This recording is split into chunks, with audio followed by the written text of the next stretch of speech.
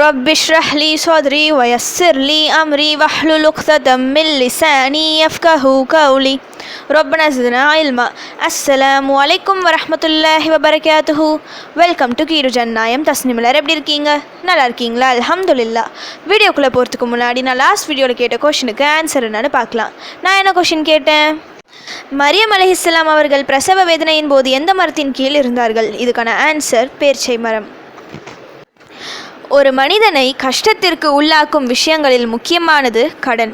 கடன் இருக்கும் ஒருவரால் நிம்மதியாக தூங்க முடியாது, சாப்பிட முடியாது. எப்படி இந்த கடனை அடைக்க போகிறோம் என்ற கவலை எப்போதும் மனதில் இருக்கும்.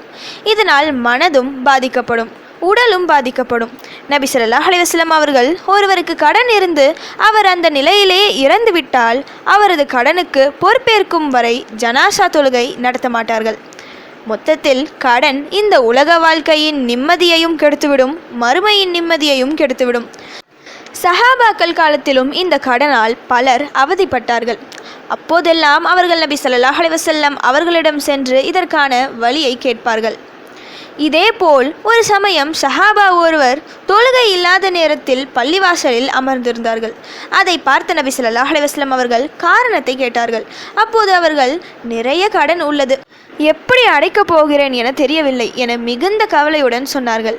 அப்போது நபி ஸல்லல்லாஹு அலைஹி வஸல்லம் அவர்கள் ஒரு துஆவை கற்றுக் கொடுத்து இதை காலையிலும் மாலையிலும் ஓதி வாருங்கள் என கூறினார்கள்.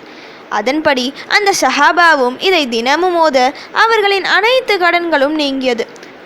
தன்னுடைய கடன் நீங்கியதாக அவர் மிக மகிழ்ச்சியுடன் இந்த துவா சம்பந்தப்பட்ட ஹதீஸில் குறிப்பிட்டுள்ளார்கள். நமக்கு ஏதேனும் கடன் பிரச்சனைகள் இருந்தால் ஓடி போய் கேட்க நபி ஸல்லல்லாஹு அலைஹி வஸல்லம் அவர்கள் இப்போது நம்மிடம் இல்லை. ஆனால் அவர்கள் கற்றுத்தந்த துவாக்கள் இப்போதும் நம்மிடம் உள்ளது. அதை ஓதி நாம் பலன் பெறலாம். நபி ஸல்லல்லாஹு அலைஹி வஸல்லம் அவர்கள் கற்றுத்தந்த அந்த துவா என்னன்னு பார்க்கலாம். அல்லாஹும்ம இன்னி அஊஸு பிக மினல் ஹம்மி வல் ஹஸனி வல் ஆஜ்ஸி والكسل والبخل والجبن وضلع الدين وغلبة الرجال. اللهم إني أعوذ بك من الهم والحزن والعجز والكسل والبخل والجبن وضلع الدين وغلبة الرجال. இதோட மீனிங் என்னன்னா, யா அல்லாஹ், நிச்சயமாக நான் கவலை, துயரம் ஆகியவற்றை விட்டும் உன்னிடம் காவல் தேடுகிறேன். இயலாமை, சோம்பல், கருமித்தனம், கோழைத்தனம் ஆகியவற்றை விட்டும் உன்னிடம் பாதுகாப்பு தேடுகிறேன். கடனின் பெருக்கத்தை விட்டும் மனிதர்களின் ஆத்திகத்தை விட்டும் பாதுகாப்பு தேடுகிறேன்.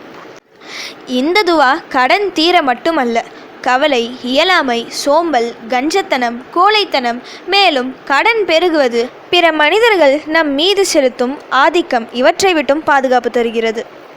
ஒரு துவா 8 விஷயங்களிலிருந்து நமக்கு பாதுகாப்பு தருகிறது. கடனையும் நீக்கி மேற்கொண்டு கடன் நமக்கு வராமல் தடுக்கும்.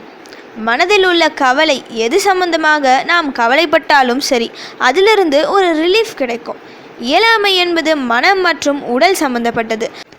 நாம் ஒரு விஷயத்தை செய்யணும்னு நினைப்போம், நம் உடல் அதற்கு ஒத்துழைக்காது, நோய் காரணமாக இருக்கலாம். இந்த துவா ஓதுவதன் மூலம் இந்த பிரச்சனையும் தீரும்.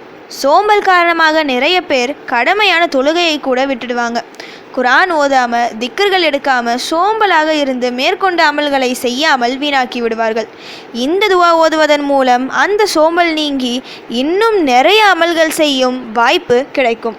கஞ்சத்தனம் நம்மை ஜக்காத் தர விடாமல், சதக்கா கொடுக்க விடாமல் தடுக்கும்.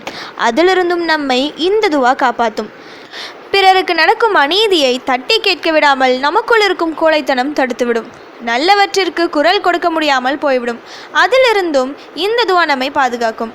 பிற மனிதர்கள் நம்மை கேவலப்படுத்துவது என மற்றவங்க நம் மீது காட்டும் ஆதிக்கம், இதிலிருந்தும் நம்மை இந்த துவா காப்பாற்றும். சின்ன துவா மிகப்பெரிய 8 விஷயங்களை நமக்கு தருகிறது. கடனுக்காக தான் அந்த சஹாபா நபி ஸல்லல்லாஹு அலைஹி வஸல்லம் அவர்களிடம் வழி கேட்டார்கள். ஆனால் நபி அவர்கள் மொத்த வாழ்க்கைக்கும் தேவையானதை கூறிவிட்டார்கள். நபி அவர்கள் இப்போது நம் கண்முன் இல்லை என்றாலும் அவர்கள் கற்றுத்தந்த துவாக்கள், அவர்களின் வழிமுறைகள் நம்மிடம் உள்ளது. நம் பிரச்சனைகளுக்கு ஏற்ப அதை பின்பற்றும் போது வாழ்க்கையில் பல விஷயங்களை எளிதில் சாதித்து விடலாம். இப்போ நான் சொல்லியிருக்கிற இந்த துவாவை டெய்லி ஃபஜர் மற்றும் மஹ்ரிப் தொழுது ஓதுங்க. எத்தனை முறை வேணும்னாலும் ஓதலாம். ஓதி நல்லா துவா செய்யுங்க, அல்லாஹ் பரக்கத் செய்வான். ஓகே, இப்போ ஃபைனலி கொஷின் டைம். அல்லாஹ் பூமியின் மீது செல்லக்கூடிய பிராணியை எதிலிருந்து படைத்தான்?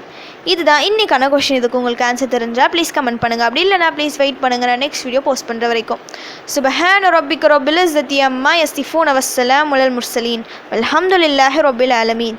அஸ்ஸலாமு அலைக்கும் வரஹ்மத்துல்லாஹி வபரகாத்துஹு.